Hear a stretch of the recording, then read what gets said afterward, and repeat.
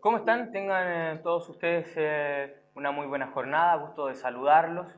Bienvenidos a un capítulo de todo acerca del agua, cuidando un elemento vital. Les saluda el periodista Andrés Moraga y vamos a tener una jornada hoy para conversar de temas que quizás pueden resultar un tanto complejos, pero vamos a entrar en una dinámica un poco más explicativa de cómo de abordarlo, de modo que podamos familiarizarnos con este tipo de temas. Vamos a hablar sobre el código de aguas, un tema que para los entendidos ha generado mucha discusión, y para quienes no entendemos tanto vamos a poder comprender un poco más de qué se trata todo este tema de las reformas. Y para eso tenemos dos invitados, el gusto de tener un invitado que es el director general de Aguas, don Carlos Esteves. Don Carlos, ¿cómo está? Muy buenas tardes. ¿Qué tal? Muy buenas tardes. Está don Carlos Aiguillos también, vamos a estar conversando con él también, es el director regional, vamos a estar conversando con él también.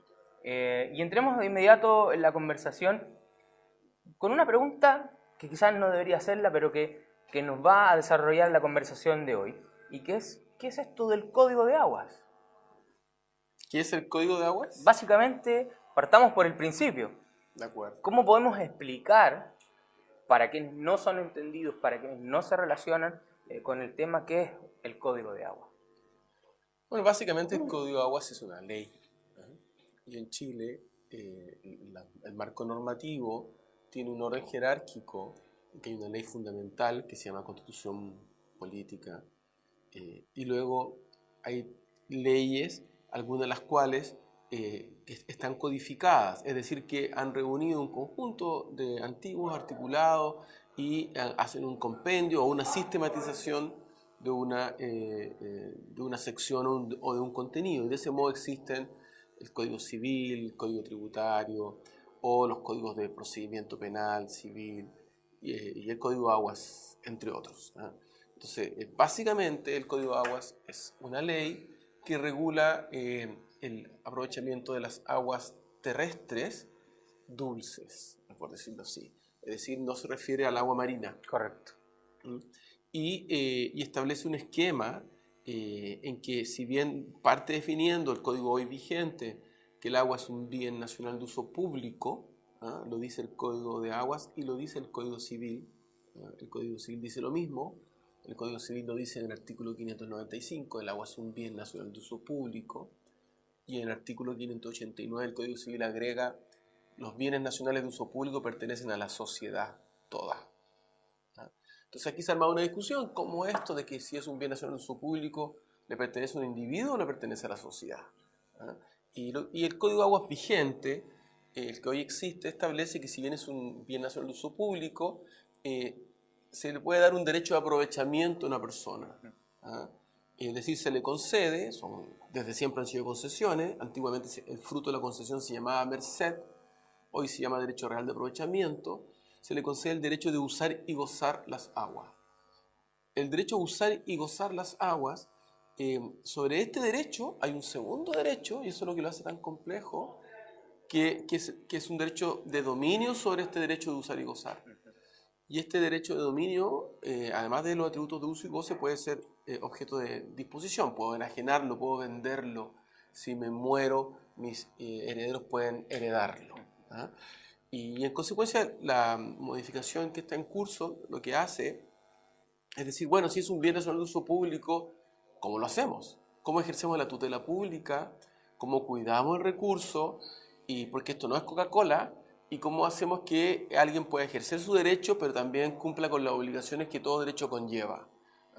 Y eso es una de las partes que están siendo objeto de discusión. No es simple, ha habido mucha discusión, lo hemos visto en todos los medios de comunicación, precisamente por el tema de la propiedad, entre comillas. Porque para ponerlo un poco en simple, hoy día existen estas famosas acciones de agua que hacen ser dueños, entre comillas, de la propiedad del agua. Sabemos que no es así, estrictamente de esa manera. Y los que hoy día tienen el derecho de aprovechamiento del agua ven en una reforma al código un riesgo de que eso que ellos han adquirido por herencia, por compra, pueda llegar a perderse. Y se ha generado toda una discusión y entra esto en una sombra de no tener claridad y ante la sombra la verdad es que asoman también otras situaciones. Primero, ¿por qué hacer una reforma al Código de Agua?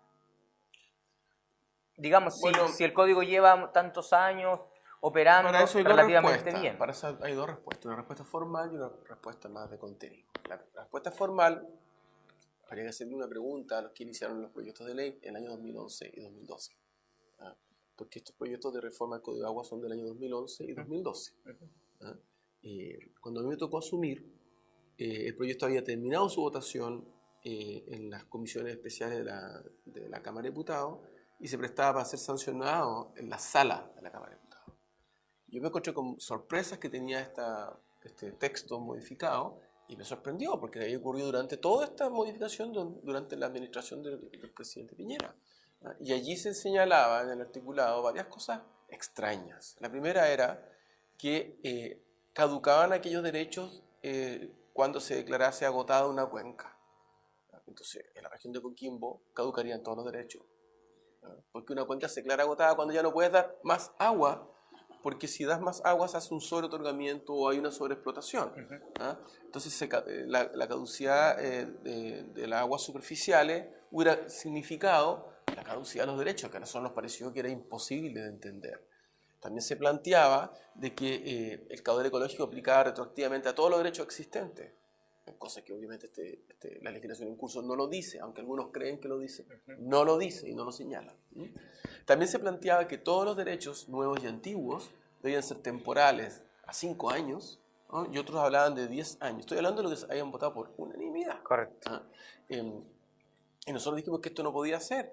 Y en consecuencia planteamos, ya que la Comisión había votado durante largos años esta temporalidad de los derechos, nosotros lo que planteamos fue que los derechos que no han sido otorgados aún, es decir, los derechos que se otorguen después de la reforma legislativa, podrían ser a 30 años prorrogables en la medida que tuvieran sus obras de aprovechamiento y que los otros mantenían su condición. Entonces se creó una discusión muy falsa y que a mi juicio tiene el problema de lo que los científicos llaman como del teorema Haas, que es que uno entra a una pieza oscura buscando algo y como no ve nada, enciende una linterna. Y con la linterna encuentra lo que quiere encontrar y es ciego todo lo que está alrededor. Se pierde el contexto no hay de la penumbra. situación. Entonces, los señores de la linterna solamente ven propiedad en su discusión. Pero aquí, ¿de qué estamos hablando? Estamos hablando primero del derecho humano de acceso al agua potable y de saneamiento. Sí. En Chile, estimemos que en Chile hay 18 millones de habitantes. En Chile, las personas que están bajo los sistemas de agua potable rural son del orden de 1.800.000 personas. Y se estima que hay 417.000 personas más que habitan en localidades semiconcentradas y que no tienen acceso a agua potable tratada, tienen acceso a agua cruda o camiones aljibe. 417.000 personas. Y por otro lado, hay muchas personas que viven en el campo que tienen acceso a agua potable rural, es decir, la comunidad tiene un pozo y una red, pero no tienen saneamiento sus aguas, no tienen un tratamiento de las aguas y no tienen y en consecuencia no tienen los alcantarillados respectivos, ni menos aún este tratamiento. Y eso se estima que deben ser sobre 1,5 millones de personas. Y nadie los ve. O sea, esta es una necesidad grave, importante. Se plantean un conjunto de normas que apuntan a resolver en esa dirección algunas trabas regulatorias que existen y nadie se acuerda de este 1,5 millones de personas o de este otro 500,000 de personas y en cambio estamos solamente preocupados de un tema. ¿Cuál es la propiedad? Y yo sobre la propiedad te podría decir muy simplemente de que la gran mayoría de las preocupaciones son inventadas. ¿Y por qué lo digo? Primero, porque en los derechos nuevos uno tiene propiedad sobre el derecho, no solamente en los antiguos. Si yo tengo un derecho nuevo que es a 30 años prorrogable, yo lo puedo vender, lo puedo dejar en herencia y tener los mismos atributos porque es un derecho real de aprovechamiento, igual que el antiguo. Y el antiguo no cambia su naturaleza, tiene las mismas características y es indefinido o perpetuo. Indefinido significa que no tiene una condición de tiempo de término, como cualquier contrato de duración indefinido, no tiene una condición de tiempo de término o perpetuo, y los otros son temporales. Es la única diferencia entre el antiguo y el nuevo. Todos son objeto de disposición. Y por último, y perdón por alargarme, para que quede muy claro, en el proyecto de ley se pone algo que no existía en el código. ¿Ah? Aquí tengo el comparado que fue votado por la Comisión de Recursos Hídricos del Senado y se agrega lo siguiente en el articulado permanente. Dice, el titular de un derecho de aprovechamiento inscrito podrá disponer, es decir, vender, dar en herencia, podrá disponer de él con los requisitos y en las formas prescritas en este código y demás disposiciones legales. Es decir, no solamente se puede, sino que además se deja explícito en el texto que se puede hacer conforme a las reglas del Código Civil que son supletorias a las del Código de Agua cuando este no lo regula. Para ser suficientemente gráficos, porque a mí me queda muy clara la explicación y vamos a usar un término que le gusta mucho en la política, sobre todo a los comandos ahora que estamos en época de elecciones. Aquí el que tiene, mantiene. El que ya tiene derechos, los mantiene en la misma condición en que siempre los tuvo. Así es. El que adquiere nuevos derechos, no por transferencia, sino que por nuevos derechos que se generan, este sí tiene una limitante de que su capacidad de aprovechamiento es a una data de 30 años, pero aún así es renovable. Y eso implica además que yo poseo todos los derechos sobre este bien. Así es. Y déjame agregarte algo. Imagínate que tú vivieras en la región de Coquimbo. Aquí no hay disponibilidad de derechos nuevos. ¿Ah? O sea, si uno va a la cuenca del Elqui, a la cuenca del Limarí, a la cuenca del Chuapa, no hay disponibilidad. ¿Ah? Hay algunos pequeños márgenes de disponibilidad de agua subterránea que son muy pequeños. En aguas superficiales no lo hay. Y en consecuencia, no vas a entregar los clásicos derechos sobre estas cuencas de río de aguas superficiales a 30 años prorrogables. Tampoco van a existir. ¿Ah? O sea, para la región no afecta en nada la reforma del Código de Agua respecto a la propiedad. No afecta. Sin embargo, hay que agregar de que tiene dos dimensiones en la discusión de la propiedad. Una dimensión está relacionada con la duración del derecho, que como acabo de decir, si es un derecho antiguo es indefinido perpetuo y si es nuevo es temporal, a 30 años prorrogable. Luego tiene relación con que puedo o yo no puedo disponer, enajenar, venderlo, para decirlo en términos Lo simples. explicita el nuevo, Y es la reforma. explícito que se puede y los derechos nuevos también pueden. La única restricción que establece la ley respecto a los derechos nuevos es que la administración diga, tengo temor de que no haya agua para el consumo humano, que es un derecho humano fundamental, entonces yo voy a reservar estas aguas que aún no he entregado, por ejemplo, cierta agua subterránea en esta región o en el sur, aguas superficiales que aún no he entregado, las reservo para el consumo humano.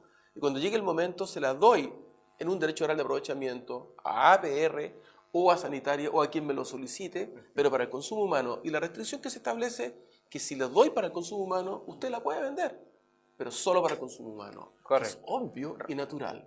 Respetando la condición y el uso al que fue destinado.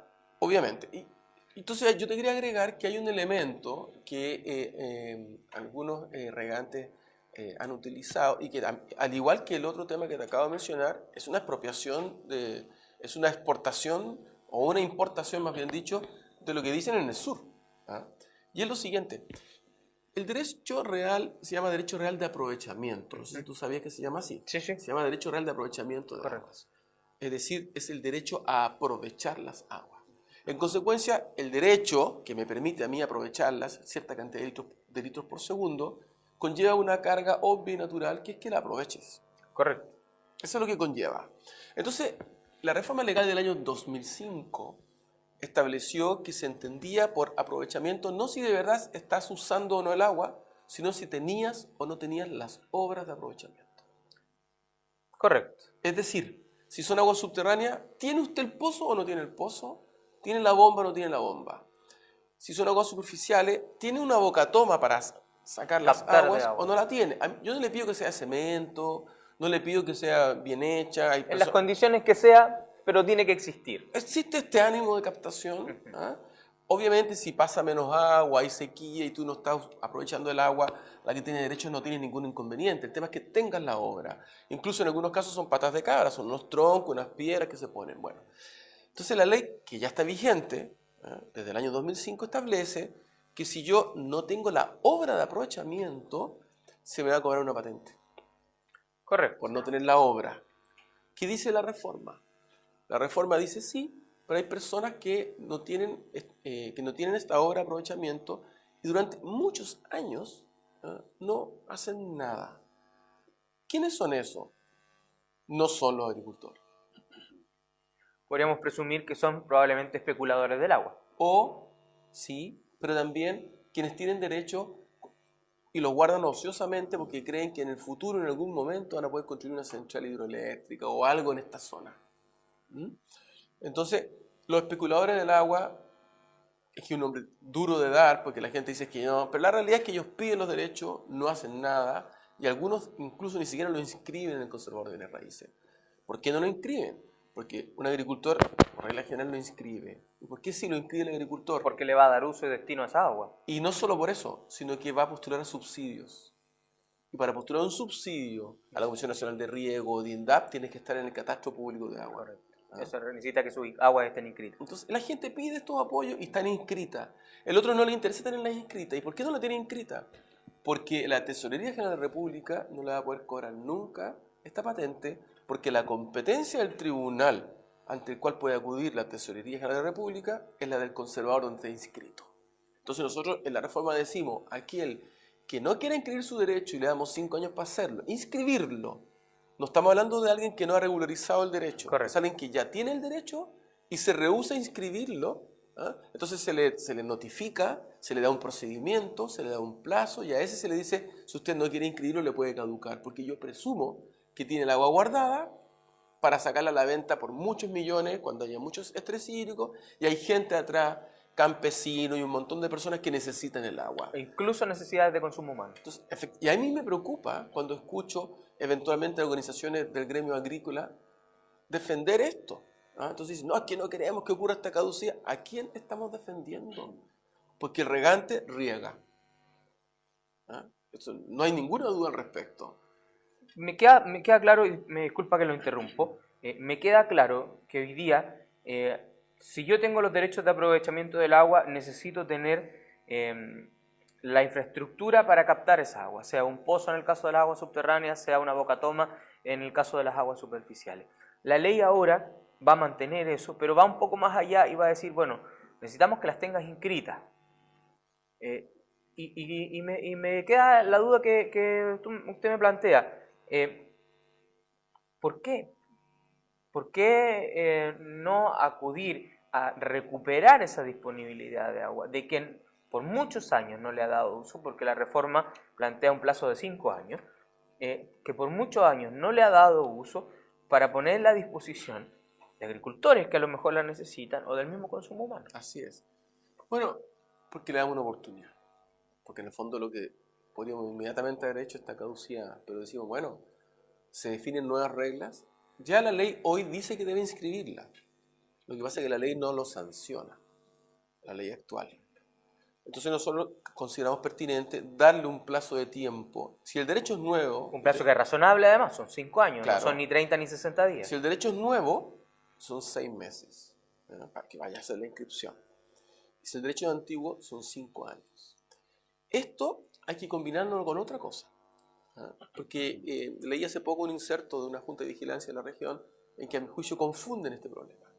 Entonces, en ese inserto decían de que les preocupaba de que se estaba dando facilidades para regularizar derechos, es decir, un uso que hace tiempo existe desde antes de 1977, en que alguien sin violencia usa el agua y se está facilitando un procedimiento para que este uso lo convierta en un derecho.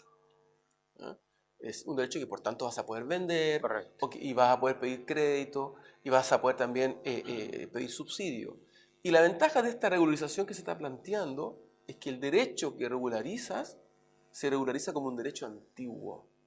Es decir, yo en el año 2020 uso parte de estos fondos que estamos destinando y que por ahora son 2.750 millones para facilitar la regularización. Y este uso se convierte en un derecho, va a quedar inscrito como si fuese un derecho que tengo desde el año 1976. Correcto. ¿Ah? Y no como un derecho nuevo a 30 años y qué sé yo, es una ventaja súper importante. Este plazo para regularizar, leí en este inserto, que te digo, de varias juntas de vigilancia, que ahí señalaba que era de hasta un máximo de 18 meses. Y eso es incorrecto. El plazo es de 5 años, pero no para regularizar, de 5 años para ingresar tu expediente. O sea, para traer tus papeles. Para yo manifestar la intención de querer obvio. Y ahí comienza, porque en algunos casos puede ser simple, en otros casos puede ser muy complejo. Correcto. Entonces, a los apoyos que hoy día existen, que son de INDAP y de la CNR y otros, nosotros estamos creando un fondo para que un equipo técnico y de abogados puedan ayudar a solucionar esto, ¿ah? Y conviertan en realidad este sueño. ¿Ah? Pero no son 18 meses, ni son 5 años como plazo fatal, sino que son hasta 5 años para ingresar al solicitud. Que es muy importante porque aquí está ocurriendo lo contrario al tema de la propiedad. Porque si uno lee la ley hoy dice algo que es increíble. Y a mí me sorprende que la gente no lo reclame, de verdad. O sea, lo que dice es que si yo tengo un derecho inscrito, puede venir otra persona y quitarme el derecho. Eso es lo que dice la ley actual.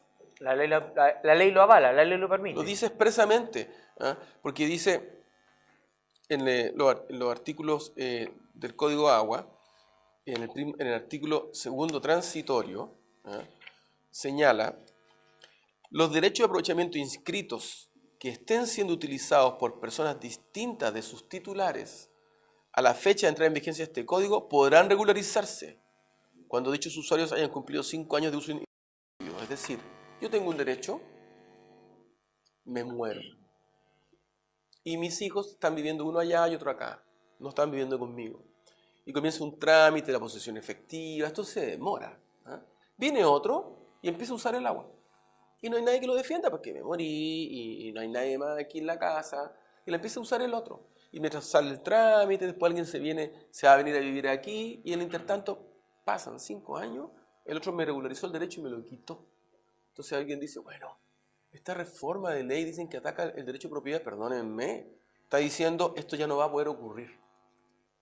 Solamente tú puedes regularizar un uso que tú tienes y que nadie tiene inscrito, que es algo que se permite ahora. ¿Qué es algo que se permite? Disculpe la ignorancia y le voy a poner un caso para hacer más gráfico lo que usted nos plantea.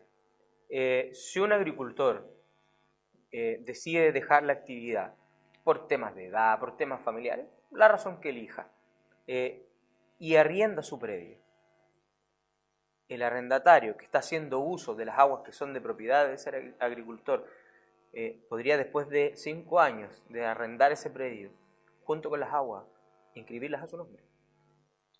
Es más difícil eso, porque si es que hay el arriendo de un contrato escrito, hay una clara manifestación del arrendatario de que el titular de estas aguas es el otro al que le está arrendando.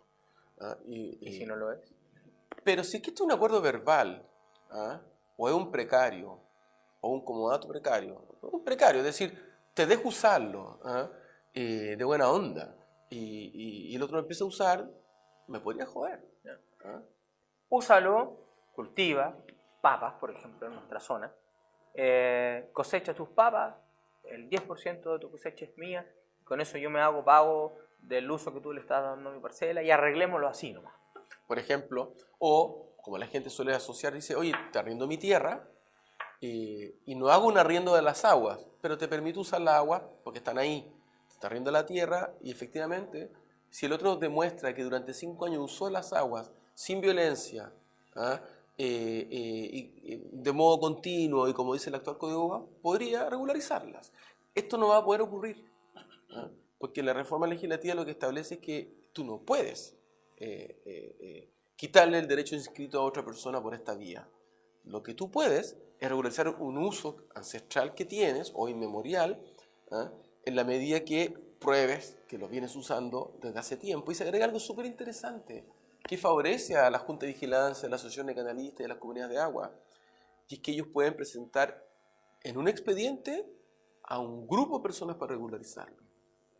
Entonces, los recursos que nosotros originalmente estudiamos eran para 50.000 casos, 50.000 expedientes, pero muchos de estos expedientes van a ser colectivos, de una manera muy simple. Mira, en mi comunidad de agua somos 100, 70 tenemos derechos inscritos, 30 no, pero estos 30 siempre hemos estado acá, siempre hemos pagado nuestras cuotas, y hay libros de registro que pagan las cuotas, y además tenemos partidores y se distribuyen las aguas. Esto ha sido siempre.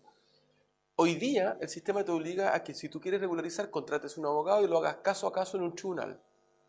Ahora podría venir la comunidad de aguas o la asociación de canalistas y decir, ¿sabe qué? somos 100, estos 30 de aquí siempre han estado con usos de agua. Queremos hacer esta regularización y traemos como prueba los libros de contabilidad donde están los pagos, los repartos de agua, y todos estos otros son testigos, ¿ah?, de que lo que ellos extraen no atenta contra el derecho de nosotros, y te vas a resolver de un modo mucho más simple esto, ¿ah? Y puede ser tremendamente potente porque por algo tenemos una norma que hace 35 años que existe y que no funciona. Vamos a hacer un pequeño corte, estamos en cuidando el agua, un elemento vital. Vamos a hacer un pequeño cortecito porque le quiero preguntar a don Carlos Galleguillo, ¿qué opinan en nuestra región las personas respecto de este código de agua? Y después quiero volver con don Carlos también, porque hay dos temas que se me quedan enganchados y se los voy a dejar planteado ya para que usted le pueda dar una vuelta. Primero, hay un viejo dicho que dice que los huevos hay que cacarearlos. Me parece que a lo mejor en materia comunicacional no ha sido suficientemente clara la exposición del código de agua y por eso se generan tantas sombras.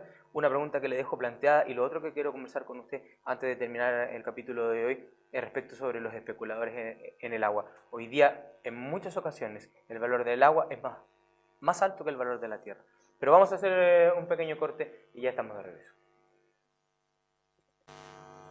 Ya estamos de regreso, cuidando un elemento vital, todo acerca del agua. Una grata conversación. Fíjate que ha sido para mí, por lo menos, y yo partía este capítulo diciéndoles que me reconozco más bien ignorante en temas precisamente del código de agua.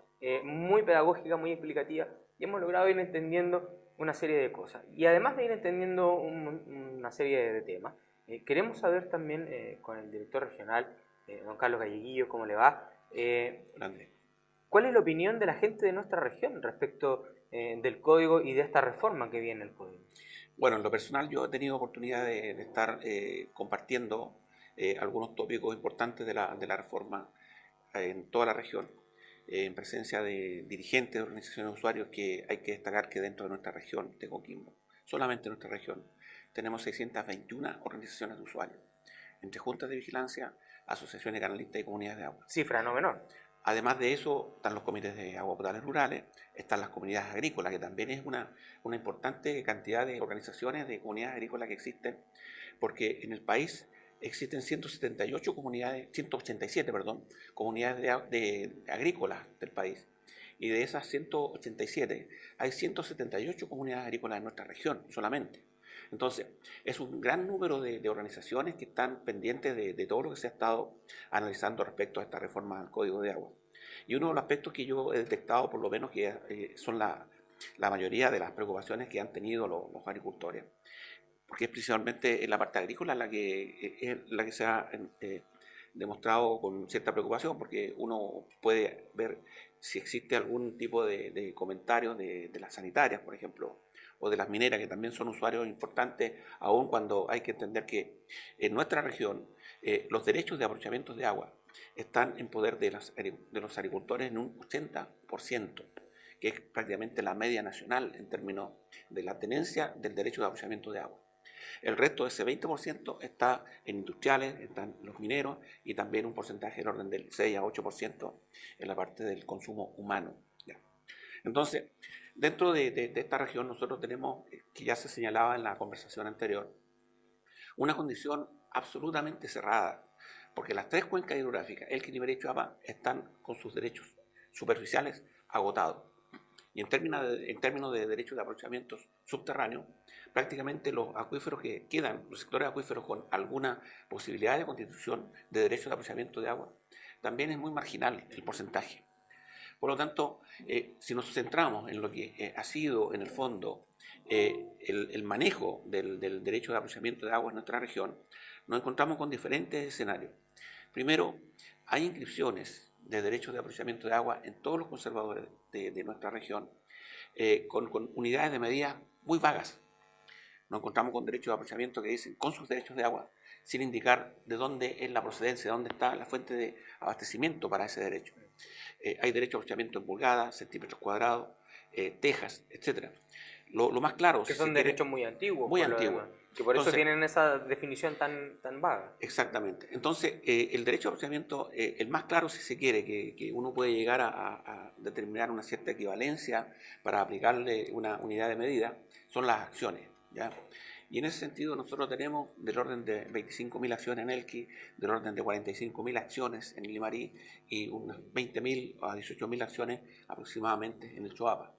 Y esa en cierta medida tiene una equivalencia del orden de una acción equivale a 1 litro por segundo, cuando el río está en capacidad máxima de abastecimiento y que son pocas las oportunidades en que se da esa condición. Por lo tanto, habitualmente estas acciones están en procesos de prorrateo, que es un porcentaje que se le entrega conforme a la disponibilidad del recurso. Por lo tanto, nosotros si vamos al registro de los conservadores de bienes raíces, nos encontramos con este tipo de situaciones que claramente requieren de un perfeccionamiento de título. Y muchos de ellos se han estado haciendo para poder normar y poder llegar a establecer una unidad de medida común dentro de todo el territorio nacional y también en específico en la región. Por lo tanto, también hay que entender de que acá se constituyeron derechos de aprovechamiento en condiciones sin límites de tiempo, o sea, indefinidos, que son todos los que están constituidos hasta ahora. Por lo tanto, los que tengamos que constituir, de existir una posibilidad de un nuevo derecho de aprovechamiento, hay que entender claramente que ese derecho de ser constituido, si es que está aprobada la reforma, porque hoy día estamos en trámite de reforma, o sea, no estamos diciendo que ya se está aplicando esta condición. Ajá. Bueno, ahí se habla en términos de que se pueda constituir por 30 años, y se ha cambiado algo que yo quiero destacarlo, porque se hablaban en terminología que de repente confunde. En principio, cuando parte la reforma a través de este periodo de gobierno, se habla en términos de posibilidades de que se constituya el derecho 30 años renovable. ¿Eso qué significa? De que si una persona solicita el derecho a aprovechamiento, cumplidos los 30 años, tiene que solicitar un nuevo derecho, ¿ya? Un nuevo derecho. Pero esa condición ya se cambió y está a firme lo que se ha ido manejando en términos de que esos 30 años son prorrogables. Por lo tanto, la resolución primaria, la que se constituyó originariamente el derecho a aprovechamiento, se mantiene. Le reitera a la persona la vigencia para de que su pueda derecho. prorrogarse esa resolución. Correcto. Por lo tanto, no es un trámite de que tenga que estarse publicando, haciendo una serie de... Es un trámite administrativo. Es un trámite administrativo mucho menos engorroso, automático, de mucha mayor rapidez y que garantiza la mantención en el tiempo de los derechos que están siendo aprovechados. Exactamente. Entonces, ¿cuál ha sido y qué es lo que nos han manifestado a través de la prensa, también en conversaciones que he sostenido con algunos presidentes, en especial de las juntas de vigilancia, la misma Sociedad Agrícola del Norte, que está muy preocupada sobre este tema? Uno de los puntos principales de preocupación, más bien, es el tema de los créditos, que pudiesen optar a créditos para poder desarrollar sus proyectos. Porque hoy día, el agua sirve como respaldo, claro, pero a quien la tiene. Esa condición virtualmente no se pierde, porque en el fondo hablamos de 30 años con un derecho de aprovechamiento a 30 años prorrogable, y los créditos agrícolas entiendo que son del orden de 5 años, 10 años, etc. O sea, no debería la banca estar poniendo inconvenientes en términos de esa preocupación que se tiene de que se pudiesen debilitar los derechos de aprovechamiento. Pero eso estamos hablando de los nuevos derechos, o sea, de los que se puedan constituir. Y que en nuestra región no deberían haber. Si el 100% de los derechos ya están constituidos, los que están, entonces el tema está en que hay que ir también a analizar en qué situación están los derechos porque recién se comentaba de que nosotros hemos constituido derechos de aprovechamiento desde el año 81 a la fecha. Y la resolución dictada por el director general de Agua, conforme a las competencias que en su momento ha tenido, esa resolución no se ha reducido a escritura pública y no se ha cumplido el trámite de inscripción en el registro de aguas del conservador de bienes raíces. Por lo tanto, no hay manera de poder detectar por parte de nuestra dirección si ese derecho está o no está en ejercicio. Una cosa que esté constituido el derecho, pero otro que esté virtualmente en ejercicio. Correcto. ¿Ya? Y eso es lo que a nosotros también nos interesa, de que tengamos dentro de nuestra región un balance tal de la oferta y demanda de derechos de aprovechamiento de agua, para que nos permita realmente hacer un trabajo de sostenibilidad en el tiempo de todos estos recursos que son escasos. Nosotros hemos tenido periodos de escasez, pero extremos, los últimos. Si nos limitamos solamente en estas últimas 2 décadas, hemos tenido situaciones en donde incluso en la última década. Nuestros embalses llegaron al 4% de su capacidad máxima. Eso es histórico. El embalse Paloma nunca había llegado a 12 millones de metros cúbicos de los 750 millones que tenía, y llegó en mayo del 2015. Hoy día, estamos en un estado de gracia. O sea, es un estado de tranquilidad. Sí. Yo lo digo en estado de tranquilidad, pero 106% no podemos decir que estén solucionados los problemas. Pero ya estamos en una condición bien favorable en términos del porcentaje de disponibilidad de recursos. Pero si estamos hablando en términos de gestiones o en términos de manejo de los recursos hídricos, todavía hay sectores acuíferos con problemas de recarga de napas subterráneas, a pesar de las precipitaciones que ha habido, a pesar de la nieve que hemos tenido. Todavía no se repone, y por lo tanto hemos tenido que estar solucionando el problema en forma puntual, aplicando los decretos de escasez, que son la legislación que nos permite a nosotros como DGA poder resolver ese tipo de problemas con el sistema del abastecimiento prioritario que le estamos dando con esos decretos al abastecimiento de la población. Carlos, ¿hay algún diagnóstico, alguna evaluación respecto de estos derechos que no están inscritos y que no están siendo efectivamente aprovechados en nuestra región? ¿Se puede saber bajo alguna forma cuántos derechos no se están aprovechando realmente? Nosotros tenemos en programa un estudio que necesitamos llevar a cabo a partir del próximo año. Hay algunos financiamientos que hemos ido logrando para poder actualizar un catastro de usuarios de aguas superficiales y también aplicar ese mismo contexto de programa a los derechos de aguas subterráneos, porque nos interesa saber en qué situación estamos. El último catastro que se hizo en la Dirección General de Agua es de principios de la década de los años 90. Por lo tanto, como son catastros muy dinámicos, eso en el tiempo ha variado muchísimo. No podemos dar fe de que eso esté en un porcentaje importante, de que se haya el fondo mantenido. O sea, hay de todo años aproximadamente atrás. Es mucho. Entonces necesitamos hacer ese catastro de actualización.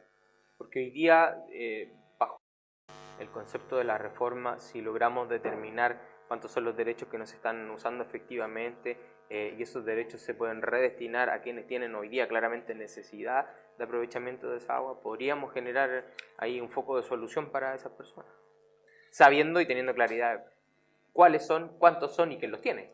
O sea, bueno, precisamente la reforma del código, más que intentar que se tome como un efecto de expropiación lo que se quiera realizar, es sencillamente incentivar a las personas para que cumplan con todas las disposiciones legales que corresponden. Por lo tanto, se le está dando un plazo razonable a aquellas personas, porque además, ¿cuál ha sido la explicación que yo les he entregado a las comunidades? Hay que entender de que en este tema de los derechos de aprovechamiento que se les otorga, está detrás del titular del derecho a una familia. Y ese titular ya ha sucedido, sin ponernos en condiciones críticas, otro más, pero ha sucedido que el titular fallece y le deja a los herederos una situación absolutamente confusa. Sí, claro. Muy difícil. Entonces, eso también es lo que quiere incentivar la reforma, o sea, de que las personas se les dé un plazo para que cumplan. En cierto modo tiene un sentido proteccionista también. Yo diría que va por esa línea, entonces hay que entenderlo de esa manera. Vamos a hacer otro pequeño corte.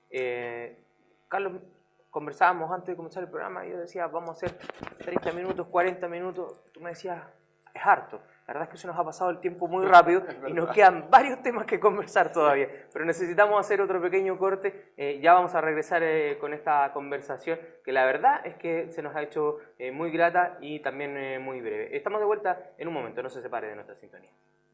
Ya estamos de regreso en este capítulo en que estamos hablando del agua. Y vamos a entrar rapidito porque nos queda muy poco tiempo.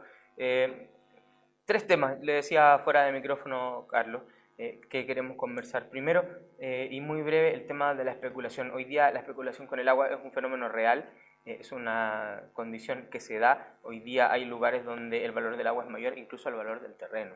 Esta reforma al Código de Aguas considera alguna limitante, considera algún tipo de forma de evitar este fenómeno de la especulación con el agua. Bueno, lo primero, ante una pregunta que tú ya habías señalado con anterioridad, en la región de Coquimbo hay 20.208 litros por segundo, ¿ah?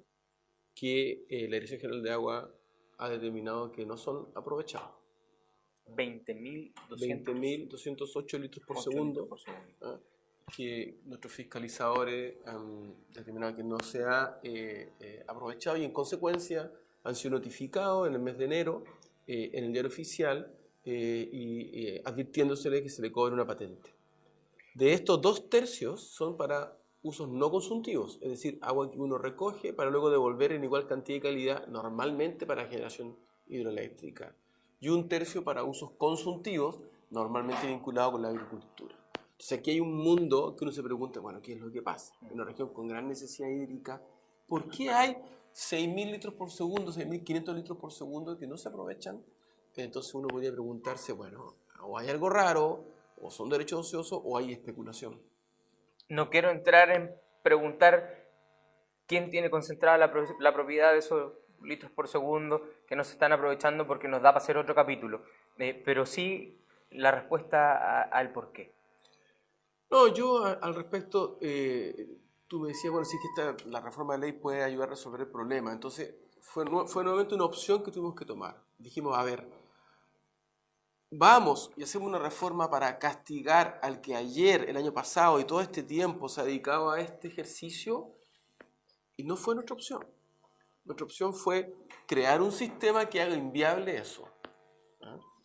Y esa es la razón por la cual, además de lo que ya te hablé de la caducidad, ¿te acuerdas? Sí, Por sí. no inscribir, está esta segunda norma que se refiere a que cuando yo no aprovecho las aguas, porque hay un derecho ocioso, ¿ah? Y ya sea porque que no las quiero aprovechar o porque tengo un proyecto que nunca lo voy a ejercer o me voy a demorar muchos años en ejercerlo, se le empieza a cobrar una patente. De la primera vez que ya fue fiscalizado y se notificó en el diario oficial, van a pasar 5 o 10 años, 5 años si es un derecho consultivo, es decir, el agua la uso y no la devuelvo, o 10 años si no es consultivo, en que yo durante 10 años esté pagando patente para que ahí recién se me notifique de la extinción. Correcto. ¿Ah? Y no solo eso, sino que el titular puede reclamar que es diligente. Puede decir que yo estoy haciendo una obra, estoy haciendo una solicitud, un trámite ante la Dirección General de Agua o otro organismo, o tengo una orden de no innovar de los tribunales, o una evaluación de impacto ambiental, y puedo suspender el cómputo. Perfecto. Entonces, la manera de enfrentar la especulación y el no aprovechamiento de las aguas está relacionado con 2 mecanismos, que son la caducidad de quien no quiere inscribir y se le dan varios años y se le da tiempo para hacerlo, o la extinción del derecho de aquel que se le va advirtiendo y tiene que pagar patente anualmente y pueden pasar 5 o 10 años o más sin hacerlo. Esos son los 2 mecanismos que se estarían utilizando al respecto. Me queda bastante claro y quiero rápidamente pasarme al otro tema que le había dejado planteado, que tiene que ver con cómo estamos comunicando. Y acá la pregunta viene también un poco para saber si el Estado, como Estado, el gobierno en este caso, recoge el guante de que esta reforma al Código de Aguas, si bien se ha discutido con los incumbentes, ¿verdad? A nivel del ciudadano común y corriente sigue siendo una nebulosa, cuesta entenderla, muchos no saben cuál es el fondo, de qué se trata, muchos ni siquiera saben que se está trabajando en una reforma al Código de Agua. Hay allí, y le pido una opinión personal, quizás un error en no ser lo suficientemente potentes comunicacionalmente para que hoy día esta situación se esté manejando a conveniencia de algunos. Sí, puede ser. Nosotros, fue una opción también nuestra en la Cámara de Diputados, que fue evitar politizar esto o ideologizarlo. ¿Ah? Para aclarar, ¿ah? Hablamos de ideologizar, es cuando uno finalmente termina discutiendo de ideas, ¿ah? O de conceptos que no tienen que ver con la realidad. Correcto. ¿Ah? Donde uno altera. Entonces, ve carteles en el sur, ¿ah? O aparecen declaraciones en que uno dice, bueno, pero ¿de qué me está hablando? Lo opuesto a la ideologización, y esta es una palabra difícil, es una mirada más bien fenomenológica, es decir, que está basada en hechos. Y en un proyecto de ley, el hecho tangible se llama articulado. Entonces, nosotros siempre hemos intentado que la discusión se abra sobre lo que dice o debiese decir el texto de ley, y no sobre el espíritu que está detrás, que es la discusión que uno escucha, donde se basa el temor y se instalan los miedos. Entonces nosotros obviamente no hemos querido desviar recursos del Estado para hacer campaña, video, etc. Porque la discusión cuando se ha hecho en el Parlamento la hemos ganado.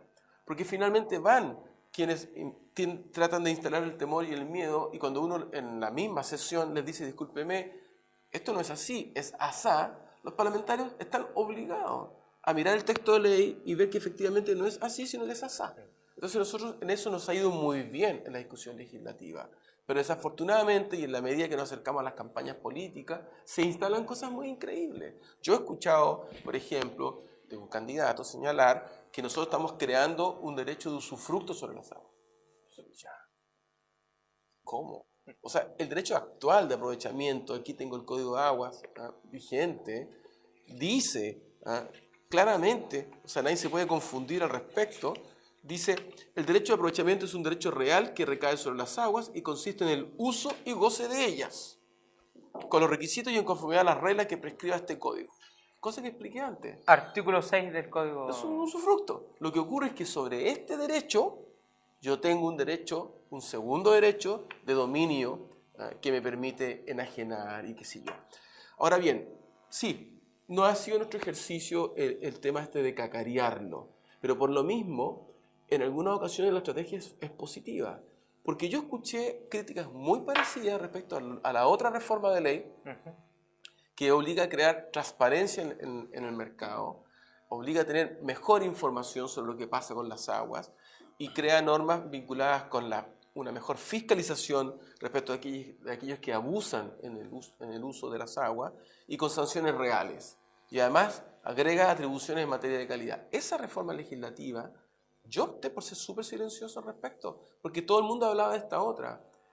Y algunos confederaciones de canalistas y otros efectivamente fueron a decir que les parecía malo y qué sé yo, pero ¿sabes? Esto se votó en la Cámara de Diputados ya entero, se fue al Senado, se votó entero en el Senado y ahora vuelve a la Cámara de Diputados. ¿Sabes cuántos senadores votaron en contra de este proyecto de ley? Ninguno.